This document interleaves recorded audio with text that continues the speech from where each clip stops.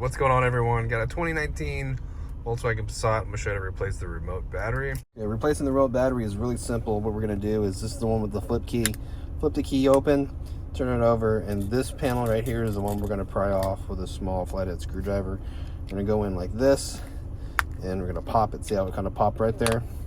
Once you get it popped there, you're going to pop towards the back. Then you can take this cover off. Okay, turn it upside down. There's another slot right here that you're going to use a small flathead screwdriver, and you're going to use that to pry the battery right out. Okay, and we get a new battery, and I'll show you what size we're working with. We're working with a CR2032, and notice the positive sign here is going to be facing outwards. When we put it back in the remote, we just put it right back in, holds itself. I'm going to leave a link in the description box for some batteries. Take it to Amazon, like $1 a piece, so check it out. You just get the cover, snap it back on, and we're all done. Well, I hope the video helped you out, and if it did, I'd appreciate it if you liked and subscribed. Catch you guys in the next video.